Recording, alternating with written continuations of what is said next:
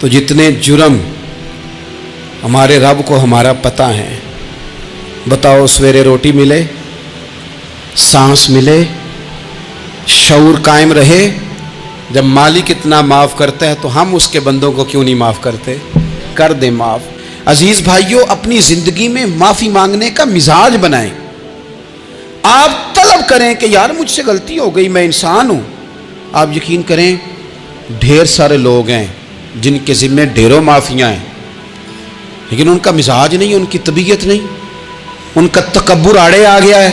اور میرے نبی پاک صلی اللہ تعالیٰ علیہ وآلہ وسلم نے فرمایا تھا یہی بدلہ دے دو کسی کا دینا ہے تو، یہی معافی لے لو، یہی، ورنہ فرمایا یاد رکھنا قیامت کے دن تو اس طرح ہوگا کہ اگر سینگ والی بکری نے بغیر سینگ والی بکری کو مارا ہوگا اسے بھی قیامت میں بدلہ دینا پڑے گا، یہی معافی تلافی لے لو، یہی۔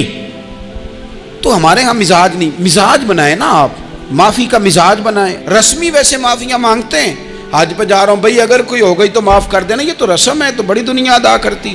آپ کو پتہ ہے کہاں آپ کو معافی لینی ہے، تو جہاں جہاں اس طرح کے معاملات ہیں وہاں آپ کلیئر کریں۔ صحیح بخاری میں حدیث ہے حضرت ابو ذر غفاری سے، جب کسی نے کہا کہ آپ نے اسی طرح کے کپڑے خود پہنے ہیں جس طرح کہ آپ کے غلام نے پہنے، یہ کیا معاملہ ہے؟ تو فرمانے لگے، اعلانیہ خود بتانے لگے، فرمانے لگے مجھ سے ایک دفعہ غلطی ہو گئی تھی، میں نے ایک غلام کو جھڑک دیا تھا تو نبی پاک نے مجھے تنبیہ فرمائی، تو میں نے اس غلام سے معافی بھی مانگی، اور اس دن سے لے کر آج تک میں جس طرح کا خود لباس پہنتا ہوں اسی طرح کا اپنے غلام کو پہناتا ہوں۔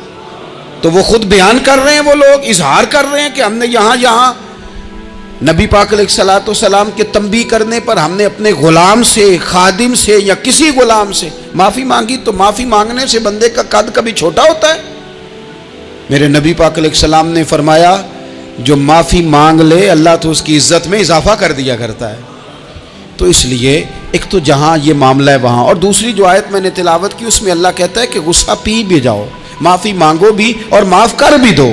والکاظمین الغیظ والعافین عن الناس، فرمایا وہ لوگ جو غصہ پی جاتے ہیں اور لوگوں سے درگزر کرتے ہیں، لوگوں سے درگزر کرتے ہیں۔ واللہ یحب المحسنین، اللہ ان احسان کرنے والوں سے محبت فرماتا ہے، ان سے اللہ پیار کرتا ہے۔ تو رب فرماتا ہے جو غصہ پی جاتے ہیں والعافین عن الناس، اور لوگوں سے درگزر کرتے ہیں، ایک تو معافی مانگے اور دوسرا معاف کر بھی دیں۔ اگر دل میں کوئی بات ہو تو معاف، ہر روز لوگوں کو معاف کر کے سویا کریں، پہلے تو اس طرح کا کوئی کام ہی نہ کریں۔ ایک شخص نے جملہ کہا تھا، لکھا تھا، کمال لکھا تھا، اس نے کہا تھا کبھی ایسا کوئی کام نہ کرنا کہ کوئی تمہاری وجہ سے جا کے رب کے سامنے رونا شروع کر دے، ایسا کوئی کام نہ کرنا کہ کوئی بندہ تمہاری شکایتیں اللہ رسول کو لگائے، اس طرح کا کبھی کام نہ کرنا کہ وہ تڑپ اٹھے اور کہے اب تمہارا شکوہ میں نے وہیں کرنا ہے۔ کچھ لوگوں کی شکایتیں کرنی پڑتی ہیں، اللہ رسول کی بارگاہ میں بھی، اپنے مشائخ کی بارگاہ میں کر دیتے ہیں بعض اوقات، انسان وہ بے بسی کے عالم میں کرے یا بہت زیادہ تکلیف اسے سہنی پڑے تو تب کرے، ہو جاتا ہے۔ تو ایک تو ایسا کریں نا، اور کوشش کریں لوگوں کو معاف کر دیں، اپنے دل سے چیزیں نکال دیں۔ اور کچھ لوگ ایسے ہوتے ہیں جن سے امید نہیں ہوتی، اپنے ہوتے ہیں کہ یہ والا جملہ، اور بندہ کہتا ہے یار تجھے تو نہیں نہ کہنا چاہیے تھا، کوئی اور کہتا مجھے، کہتے ہیں۔ یہ نہ سمجھیں کہ لوگ کہتے نہیں، کہنے والے، یہ بات ہی آپ چھوڑ دیں کہ کوئی آپ کو کچھ کہے گا نہیں، یہ چھوڑ دیں۔ مخلوق تو اس طرح کی بات ڈھونڈ کے لاتی ہے کہ انسان پریشان ہو جاتا ہے کہ یار میں یہ کر سکتا تھا، میں نے کیا نہیں، اور جو میں نے کیا نہیں وہ تو نے میرے کھاتے ڈال دیا ہے۔ ایسے لوگ سامنے کھڑے ہو گئے فتح مکہ کے دن کہ جن کے چہروں سے ان کی زیادتیاں عیاں ہو رہی تھیں، ان کے ظلم چھلک رہے تھے چہروں سے۔ حضور کے سامنے کھڑے ہیں، کانٹے بچھانے والے بھی، روڑے مارنے والے بھی، گلے میں رسیاں ڈال، سارے کھڑے ہیں۔ حضور نے فرمایا بتاؤ تمہارے ساتھ کیا سلوک کروں؟ انہوں نے کہا آپ کریم ہیں۔ تو حضور نے پتہ کیا کہا؟ قرآن پاک میں ایک سورہ یوسف ہے، کچھ لوگوں کو لفظ یہ قصہ بھی بڑا برا لگتا ہے، تو اللہ فرماتے ہیں نحن نقص علیک احسن القصص، محبوب ہم آپ کو ایک سونا قصہ سنانے لگے ہیں۔ اس کو اللہ نے قصہ کہا، سونا قصہ، سورہ یوسف کو۔ تو سورہ یوسف کیا ہے بھلا؟ ذرا انداز دیکھیے سورہ یوسف کا. پہلے حضرت یوسف لاڈلے ہیں باپ کے، لاڈلے، پھر اسی جناب یوسف کے منہ پہ تماچے ہیں، پھر وہی جناب یوسف کنویں میں ہیں، پھر کنویں سے بچ گئے. کنویں میں گرا بھی بندہ کبھی بچتا ہے؟ بچ گئے. اللہ کی شان ہو تو بچ جاتا ہے. بچ گئے. فرماتے ہیں میں نے سمجھا بچ گیا ہوں. جب بچ گیا تو بڑی تکلیف ہوئی. بھائیوں نے کہا ہمارا غلام ہے، ہم نے بیچنا ہے. سگے بھائیوں نے بیچا، جو باپ کی طرف سے سگے تھے بیچا. فرماتے ہیں میں بکا. اب بڑا پریشان تھا کہ یار کبھی آپ غور کریں نا، کسی کا ریٹ لگ جائے. فرماتے ہیں اب بڑا پریشان تھا، اور جب میں مصر میں گیا تو میں کونے میں کھڑا ہوں اور لوگ مجھے خرید رہے ہیں. محبت میں یہ قصہ سنانا تو آسان ہے کہ بی بی اٹی لے کے آ گئی تھی، پر جو بیکرا ہے اس کا بھی تو حال دیکھو نا کیا ہے، اس کا ریٹ لگ رہا ہے. یہ بھی تو بڑی. اور جناب یوسف کہتے ہیں پھر عزیز مصر نے خرید لیا تو بادشاہ کے گھر گیا تو کچھ سکھ کا سانس آیا. یہ حضرت یوسف ہیں، یہ لاڈلے ہیں. فرماتے ہیں سکھ کا سانس لیا ہی تھا کہ جناب زلیخا نے الزام لگایا، اور وہ غلطی معاذ اللہ جس کا تصور بھی نہیں، اس کی پاداش میں سالوں جیل کاٹا. لیکن خدا کی حکمت ہے نا، اللہ کا کرم ہے نا، جس ملک کے وہ قیدی تھے رب نے اسی ملک کا حکمران بھی بنا دیا. یہ اللہ کی حکمت ہے نا، تقاضے ہیں نا. صبح کے تخت نشین شام کے مجرم ٹھہرے، ہم نے پل بھر میں نصیبوں کو بدلتے دیکھا. وہ جو چاہے جب چاہے کر دے. تو جب وہی بھائی مجبور ہو کر سوالی بن کر سامنے آئے ہیں، پتہ کیا ہوتا ہے؟ بندہ معاف کر دیتا ہے، بہت سارے لوگ معاف کرتے ہیں، پر کہانیاں سنا کے پتہ جے نا ادو کی آکھیا ساجے، پتہ جے نا ادو کی کیتا ساجے، پھر پتہ جے نا تسی اے بھی آندے سو. یہ ساری کہانیاں سنا کے. لیکن حضرت یوسف کے سامنے کھڑے ہو گئے. جناب یوسف نے بات چھیڑی کوئی نہیں، فرمایا تم سے بات ہی کوئی کرنی، جاؤ تمہیں سارا کچھ معاف کیا. اب جب یہ لوگ مکے والے حضور کے سامنے کھڑے، اس طرح معافی دینی چاہیے.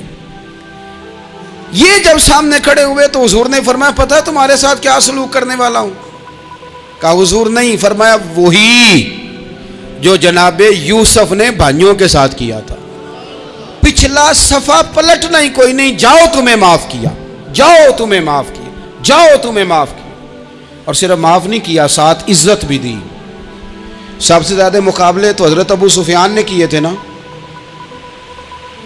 آخر تک وہ آئے تھے. آج وہ کلمہ پڑھ رہے ہیں، سردار ہیں، کلمہ پڑھ رہے ہیں. تو نبی پاک نے صرف معافی نہیں دی، عزت بھی دی. فرمایا جناب ابو سفیان چونکہ اب مسلمان ہو گئے ہیں، میں سب کو معاف کرتا ہوں. جو اپنا اندر سے دروازہ بند کر لے اسے بھی معاف کرتا ہوں، اور جو ابو سفیان کی حویلی میں آ جائے اسے بھی معاف کر دوں گا. تو ابو سفیان وہ کہتے ہیں میں حیران ہی ہو گیا کہ اتنی بڑی بات، معافی بھی دی اور ساتھ عزت بھی دی. تو آج جو سبق آپ کی خدمت میں میں نے عرض کیا ہے، اس کو آپ امید ہے یاد رکھیں گے. ایک تو یہ کہ معافی مانگ لیں. اگر کسی جگہ ہمارا معافی مانگنا اگر ہم سمجھتے ہیں، ہمارا دل ضمیر گواہی دیتا ہے کہ مجھے معافی مانگنی چاہیے، تو معافی مانگیں. اور دوسرا پھر معافی دیں بھی، اور معافی دیں، سیاسی صلح نہ کریں. معافی دیں تو پھر واقعی دیں، دل سے دیں. دو لوگ بیٹھے تھے نا حرم مکہ میں.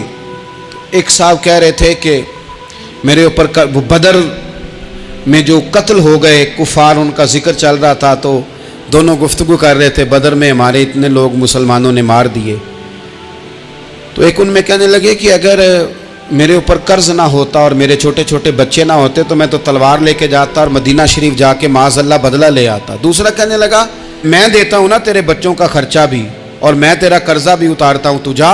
اس نے کہا پکی بات ہے؟ کہا ہاں، قرضہ بھی میں اتار دوں گا، تیرے بچوں کا خرچ بھی اٹھاؤں گا، تو جا. اس نے خنجر تیار کیا، تلوار تیار کی، گھوڑے پہ بیٹھا، گلے میں وہ تلوار اس نے اپنے ڈالی اور مدینہ شریف آ گیا. اتفاق کی بات یہ کہ ملاقات حضرت عمر سے ہوئی. جناب عمر کہنے لگے مجھے تیری نیت ٹھیک نہیں لگتی. پکڑا کدھر آئے ہو؟ کہنے لگا میں تو بدر کے قیدیوں کے بارے میں بات کرنے آیا. فرمایا تلوار لے کے، تلوار لے کے چل تجھے حضور کے پاس لے کے جاتا ہوں. نبی کریم کی بارگاہ میں لے گئے تو حضور فرمانے لگے کیسے آئے ہو؟ کیسے آنا ہوا؟ کہنے لگے جی میں تو بدر کے جو قیدی آپ کے پاس ہیں ان کی بات کرنے آیا تھا. تو حضور فرمانے لگے چل پھر باقی کی میں سناؤں. خیال آیا مسلمان نیک و بد پہچان جاتے ہیں، محمد آدمی کے دل کی باتیں جان جاتے ہیں صلی اللہ تعالی علیہ وسلم. فرمایا میں سناؤں؟ حضور کیا؟ فرمایا تم اور فلاں بن فلاں وہاں بیٹھے ہوئے تھے نا حرم مکہ میں فلاں پہاڑ کے ساتھ ٹیک لگا کے، اور تم نے یہ کہا تھا نا کہ قرضہ نہ ہوتا، بچے چھوٹے نہ ہوتے تو بدر کے مقتولین کا میں بدلہ لیتا. یہ سارا کچھ طے کر کے پھر آئے ہو تلوار لے کے، اور یہاں کہتے ہو میں قیدیوں کے بارے میں بات کرنے آیا تھا. اس کے تو پسینے چھوٹ گئے، وہ تو بے حال ہو گیا. اس نے کہا اس کا تو سوائے اس کے اور میرے کسی کو نہیں پتا، اور اگر آپ کو پتا چل گیا ہے تو پھر آپ اللہ کے سچے رسول ہیں. تو حضور اگر آپ کو پتا چل گیا ہے کہ میں قتل کرنے کے ارادے سے آیا ہوں، میں معاذ اللہ بدلہ لینے آیا ہوں، اللہ کرے آپ کو سمجھ آئے میری بات کی. یعنی ایک تو یہ ہے کہ بندہ وہ پکڑا گیا ہے، اور ایک یہ کہ کسی کو پتا چل گیا ہے کہ یہ اس کام آیا ہے. پھر لوگ جب معافی دیتے ہیں تو بڑی کہانیاں سنا کے دیتے ہیں، ایسے نہیں دیتے. حضور اب آپ کو پتا چل گیا ہے تو کیا کریں گے؟ تو حضور فرمانے لگے تو بتانا تیرے ساتھ کیا کریں. اس نے کہا کہ میں نے سنا ہے آپ معاف بڑا کر دیتے ہیں. یعنی یہ گھر سے کوئی پیار کرنے نہیں آیا، پھولوں کا گلدستہ لے کے نہیں آیا، تلوار لے کے آیا ہے، لیکن یہ میرے محبوب کا حوصلہ ہے. اور آیا بھی عین مسلمانوں کے بیچ ہے، جو چاہیں اس کے ساتھ کر سکتے ہیں. اس نے کہا معاف کر دیں، تو حضور نے فرمایا جا میں نے معاف کیا. حضور نے معاف کیا. وہ کہتا حضور معاف کر رہے تھے اور رب میرے دل میں ایمان کو تازگی عطا فرما رہا تھا. حضور نے معاف کیا اور میں نے کلمہ پڑھنا شروع کر دیا. ایک بات تو اچھی طرح سمجھ لیں کہ نفل پڑھنے سے حقوق العباد نہیں معاف ہوتے، وہ بندے سے معافی مانگنے سے ہی ہوتے. ساری رات کو بندہ تسبیح پڑھے اور کہے کہ میں نے اماں کی نافرمانی کیا تو معافی ہو جائے گی، نہیں، وہ اماں ہی معاف کرے گی تو معافی ہوگی، وہ ابا ہی معاف کرے گا تو پھر ہی معافی ہوگی. تو جو جہاں شریعت کی مخالفت کی ہے وہاں بھی معافی مانگیں، اللہ کے حضور گڑ گڑائیں، توبہ کریں، اور توبہ بدل جانے والی کریں، تبدیل ہو جانے والی توبہ کریں. ایک صحابی تھے جو حضور کو ہنسایا کرتے تھے، حضور کو ہنساتے تھے، نبی پاک کو بڑے پیارے تھے. اس طرح کے بھی کچھ بندے ہونے چاہیے، اس طرح کے بھی کچھ بندے. صحابہ کرام علیہم رضوان فرماتے ہیں جب حضور غم امت میں پریشان ہوتے تھے تو ہم منتظر ہوتے تھے کہ کبھی وہ ہنسانے والا آج آ جائے نا، دو چار باتیں ایسی کر جائے نا ہنسانے والی، تو معاملہ ٹھیک ہو جائے. کچھ لوگ ایسے ہوتے ہیں جن کو دیکھ کے ہی چہرے پر تازگی آ جاتی ہے، مثل تعویذ ہوتے ہیں نا کچھ لوگ، وہ جب بھی ملتے ہیں شفا ہوتی ہے. تو یہ حضور کے پاس بیٹھے ہوئے تھے اور ہنسانے والی گفتگو کر رہے تھے. تو نبی پاک بھی ان سے باتیں کرنے لگے. تو بات کرتے کرتے نا حضور نے انگلی ان کی طرف بڑھائی تو ان کے وجود کو انگلی لگ گئی. ایک تو وہ روایت ہے نا کہ صفیں سیدھی کراتے وقت حضور تیر کے ساتھ صفیں سیدھی کرا رہے تھے تو ایک صحابی کے پیٹ پہ لگ گیا، انگلی لگ گئی. عجیب دیوانے ہیں، کہنے لگے آپ نے مجھے تکلیف دی ہے، معاذ اللہ، انگلی چبھو دی، میں نے تو بدلہ لینا ہے. ہمارے ہاں مسئلہ یہ بن گیا ہے کہ کوئی بڑا آدمی بھی اپنے آپ کو قانون کے حوالے نہیں کرتا. ملک سے لے کر امت مسلمہ کے کل مسائل تک ہمارے ملک کے اندر ہر بندہ اس کا مزاج ہوتا ہے کہ وہ اپنے آپ کو قانون سے بالا تر سمجھتا ہے. لائن میں لگنا لوگ پسند نہیں کرتے. یہ ایک بہت بڑا مسئلہ ہے. حضور صلی اللہ علیہ وسلم کی انگلی لگ گئی تو کہنے لگے آپ نے تو مجھے تکلیف دی ہے، میں تو بدلہ لوں گا. تو حضور نے فرمایا لے لے بدلہ. اپنے آپ کو قانون کے حوالے بڑا آدمی جب کرتا ہے تو قانون کی عزت بڑھتی ہے، قانون کا وقار بڑھتا ہے، سوسائٹی کے اندر پھر طاقتور قانون ہو جاتا ہے. لیکن جب غریب آدمی کے لیے قانون اور ہو اور امیر کے لیے قانون اور ہو تو اصل معاملہ تو قانون کی بالادستی کا ہے، آئین کی پاسداری کا ہے، اصولوں پہ کھڑے ہونے کا ہے. تو نبی پاک صلی اللہ تعالی علیہ وسلم سے کہا کہ میں हुजूर ने फरमाया ले लो बदला। ये हुकूकुल इबाद की नज़ाकत अर्ज कर रहा हूँ। ले लो बदला। उन्होंने कहा जी पेट से कपड़ा हटाइए, तो हुजूर ने पेट से कपड़ा हटा दिया। तो बड़े दीवाने आदमी थे, उन्होंने उम्मत को बताना था कि कुछ इस तरह के रंग भी होते हैं मोहब्बत करने के लिए।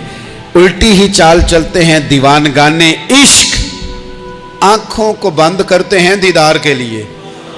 इस तरह भी कभी कभी होता है। कपड़ा हुजूर ने हटाया तो उन्होंने नबी पाक के जिस्म नूर को चूमना शुरू कर दिया। कहने लगे दिन बड़े हो गए थे, मौका नहीं को बन रहा था, तो चलो ये एक मौका मिला है। हुजूर आप कोई किसी के साथ ज्यादती कर सकते हैं? तो मैं तो मौका तलाश कर रहा था। और मेरे भाई नमाज का भी मौका तलाश करते थे सहाबा, जिहाद का भी मौका ढूंढते थे, पर महबूब से मोहब्बत का भी मौका ढूंढते थे।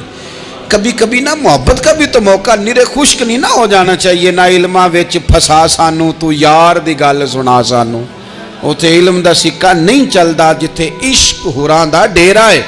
तो कभी इधर भी हैं हुकूकुल इबाद के मामले में नज़ाकत। और फिर जो आयत मैंने कुरान पाक की पढ़ी, एक तो ये है कि आप लोगों से माफ़ी ले, माफ़ी मांगे। हमारे यहाँ ना माफ़ी का मिजाज कबूल करें, जब कोई बंदा माफ़ी तलब करे तो माफ़ी। हमारे यहाँ माफ़ी मांगने का रिवाज आप यकीन करें सिरे से है ही नहीं, बल्कि उल्टा लोग चढ़ाई कर जाते हैं। कहते हैं ओहो तुमने माफ़ी मांग ली है तो मामला ही ख़त्म हो गया।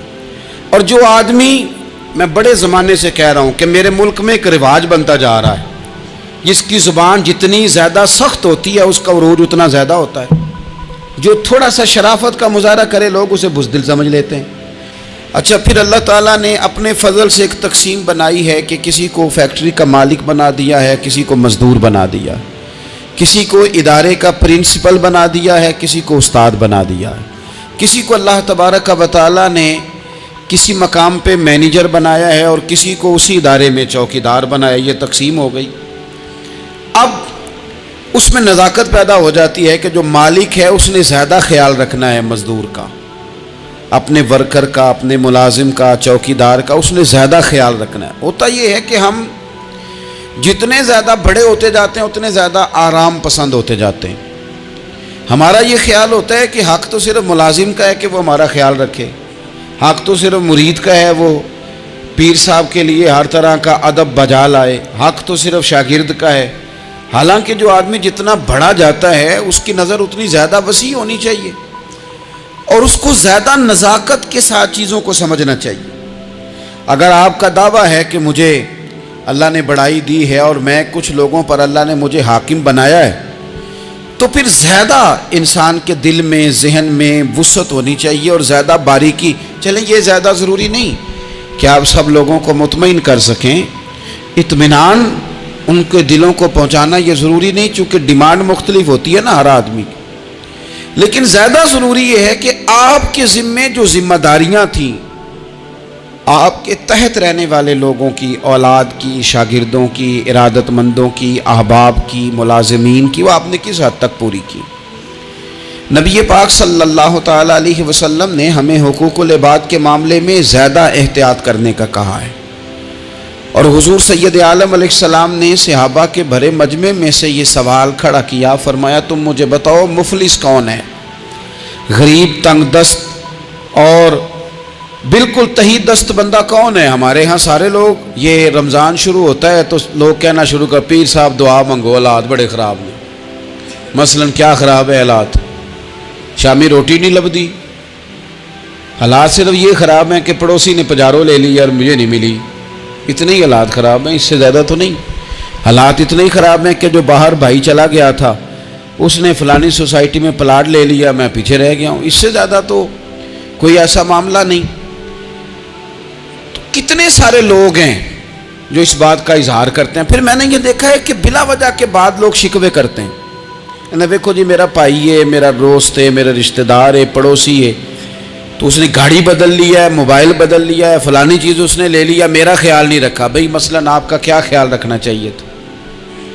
नहीं, उसने मोबाइल लिया है 3 लाख का, तो आपका ख्याल है कि मेरा ये ख्याल रखता कि 1.5 का मुझे ले देता, 1.5 का वो ये ले लेता। ये मुतालबा गलत है शरीयत में। आपके जो ज़िम्मे, उसकी ज़िम्मेदारियाँ जहाँ तक बनती हैं वहाँ तक तो वो अदा करेगा, دیکھیں نا شریعت اسلامیہ بڑا پیار کرتی ہے بندے کے ساتھ، تو کھرب پتی بندے پر بھی شریعت نے یہ نہیں قدغن لگائی کہ تو کھرب پتی ہے تو اس طرح کر 40% زکوٰۃ دے، یہ نہیں کہا۔ لاکھ پتی بھی 2.5% ہی دے گا اور ارب کھرب پتی بھی 2.5% ہی دے گا۔ اگر اس کے دل میں وسعت اللہ نے پیدا کیا تو وہ لوگوں کا خیال کرے۔ تو حقوق العباد کے معاملے میں بعض تو ہمارے مطالبات ہیں جو مطالبے ہی سرے سے درست نہیں، سرے سے ٹھیک نہیں، لیکن جو بعض اوقات ہمارے وجود سے، لہجے سے، آنے جانے سے ٹھیس پہنچ جاتے، میں پرسنلی بعض چیزوں کو نوٹ کرتا ہوں اور مجھے ان کا بڑا خیال رہتا ہے۔ میں محسوس کرتا ہوں کہ نہ چاہتے ہوئے بھی ہمارے رویے سے بعض لوگوں کو تکلیف ہوتی ہے، نہ چاہتے ہوئے۔ تو حقوق العباد کے مسئلے میں ہم زیادہ کمزور ہو جاتے ہیں۔ آج یہ سوچنا ہے کہ وہ جو میری ذمہ داریاں ہیں، جو شریعت نے، دین نے، اسلام نے، اور کچھ میں نے خود کہیں شاگرد بن کر، کہیں ارادت مند بن کر، کسی جماعت کا ممبر بن کر، کسی مسجد کی ذمہ داری لے کر، کسی ویلفیئر کام کی ذمہ داری لے کر، کسی غریب کی ذمہ داری لے کر، کسی مزدور کی ذمہ داری لے کر، جو میں نے اپنے اوپر خود چیزیں ضروری قرار دے لی ہیں، میں ان میں کہاں تک کامیاب ہو سکا ہوں اپنی ذمہ داریوں کا۔ حضرت معاویہ بن خدیج رضی اللہ تعالیٰ عنہ ایک صحابی ہیں، وہ فرماتے ہیں کہ مجھے حضرت عمر نے کہیں بھیجا تھا جہاد کے لیے، تو میں وہ کامیابی کی خبر لے کر دوپہر کو لوٹا۔ تو عرب شریف کے اندر چونکہ گرمی زیادہ ہوتی ہے، میں نے مناسب نہیں سمجھا کہ میں حضرت عمر کو دوپہر کو جگا کے خبر دوں کہ حضور بے فکر ہو جائیں، اللہ نے کامیابی دے دی۔ میں نے شام ہونے کا انتظار کیا، یہ ان کے اچھے اخلاق کی علامت، اعلیٰ ظرفی کی بات بتا رہے ہیں۔ کہتے میں نے شام ہونے کا انتظار کیا، مغرب کے وقت یا عصر کے وقت میری ملاقات ہوئی، تو میں نے حضرت عمر سے کہا کہ حضور الحمدللہ اللہ نے کامیابی دے دی، جس مہم پہ آپ نے بھیجا تھا وہ اللہ کے فضل سے اس مہم سے کامیابی ہو گئی۔ تو حضرت عمر فرمانے لگے دیر سے کیوں آئے؟ مجھے تو امید تھی کہ تم سرے دوپہر آ جاؤ گے۔ میں نے کہا حضور میں دوپہر کو ہی گیا تھا، دوپہر کو ہی گیا تھا، پر سوچا کہ آپ آرام میں ہوں گے۔ کیا جواب ہے، اور کیا اس جواب کے اندر بہت سارے لوگوں کی ترجمانی ہے۔ حضرت عمر فرمانے لگے آرام کرتا تھا میں، پر وہ دور گزر گیا، اب تم دوپہر کی بات کرتے ہو، اب تو رات کو بھی کم ملتا ہے۔ وہ تھا ایک دور، اب جب اپنے ذمے خود ذمہ داریاں زیادہ لے لی، اب کیا پتا کہ کوئی کہاں سے چل پڑا ہے تجھے ملنے کو۔ وہ دور گزر گیا جب تو سوتا تھا، من چاہی زندگی بتاتا تھا، اب تو نے خود یہ فیصلہ کیا ہے، اب تو میں بھائی تم دوپہر کی بات کرتے ہو، میں تو رات کو بھی گشت کرتا ہوں کہ کوئی ضرورت مند تو نہیں، کوئی حاجت مند تو نہیں۔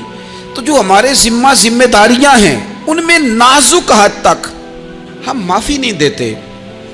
کبھی کبھی صلح تو کر لیتے ہیں، صلح ہو جاتی ہے، پنچایت میں صلح ہو گئی، پھر لڑائی ہوئی، پھر بات شروع سے شروع ہو گئی، کیونکہ ہم نے معافی، پھر وہ بات شروع ہو گئی 1955 سے، تو بھی آکھیا سی، تو بھی کیتا سی، وہ بننے والی گل یاد ہی، او بس کر یار، کچھ بھولیں بھی تو۔ بچے پتہ کیوں خوش رہتے ہیں؟ آؤ گے پتہ ہے بچے کیوں خوش رہتے ہیں؟ بچوں کو بات بھول جاتی ہے، اس لیے بچے، اماں نے ادھر 2 تھپڑ مارے 3-4 منٹ پہلے، اور اگلے 5 منٹ میں اماں نے پھر ماتھے کا بوسہ لیا تو بھول گئی بات۔ اللہ کرے کوئی تھوڑے تھوڑے بچے بھی بن جائیں۔ یہ جو بہتے سیانے ہیں نا، ان کا بھی اللہ ہی حافظ ہے، عقل زیادہ آ گئی ہے نا۔ اس لیے اقبال جیسے لوگوں نے کہا تھا خرد کی گتھیاں سلجھا چکا ہوں، یا رب مجھے صاحب جنوں کر دے، صاحب جنوں کر دے، صاحب اللہ کوئی تھوڑا سا مجھے مجنون بھی بنا۔ یہ زیادہ عقل تو کسی کام کی رہی نہیں، پاگل کر دی، پاگل کر دی۔ بہت سارے لوگ ایسے ہیں زیادہ سمجھدار ہوتے ہیں، لہذا معافی دینے کو تیار ہے، معافی دیں۔ جب کوئی معافی کا مطالبہ کرے تو اسے معافی، سب سے مشکل کام ہوتا ہے لمبی لسٹ والے دشمن کو معاف کرنا۔ لسٹ جس کی لمبی ہو نا غلطیوں کی، ایک آدھ غلطی تو معافی ہو جاتی ہے۔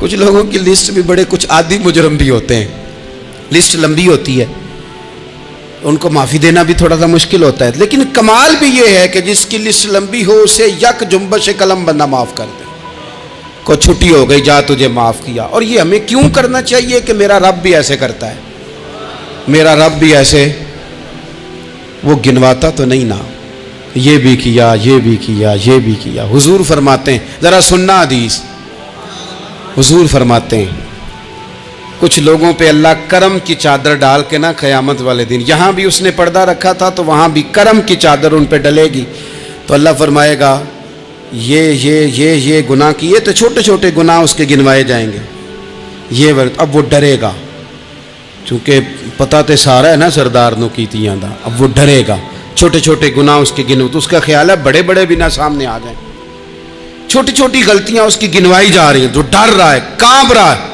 قربان جائیں نبی پاک کے لفظوں پہ، کچھ گلاں اجیاں نے قرآن پاک اجیاں نے، یہ نا میری دادی کہا کرتی تھی، میری اماں کہا کرتی تھی، اے کچھ کام اجائے نے، کچھ گلاں اجیاں نے کہ اتنے دل کردہ ہے صفحہ بند ہو جانا ہے تو معافی ہو جانی، یعنی ختم ہے یہ بات، اس سے آگے کسی نے سوال پوچھنا ہی نہیں۔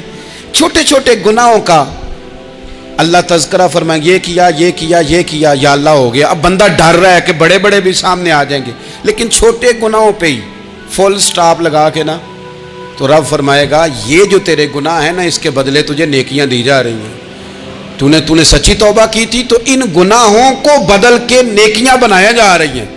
پہلے ڈر رہا تھا، حضور فرماتے ہیں، اب فٹافٹ بول پڑا، کہنے لگا یا اللہ میں نے تو بڑے بڑے بھی کیے ہیں، یعنی اگر چھوٹوں کی نیکیاں بن گئی ہے تو وہ پاپ کدھر ہیں بڑے بڑے، وہ میرے کدھر ہیں۔ کریم یہ بات کر رہے ہیں اور صحابہ رو رہے ہیں، میں نے تو بڑے بڑے بھی کیے ہیں، بڑے بڑے کدھر ہیں۔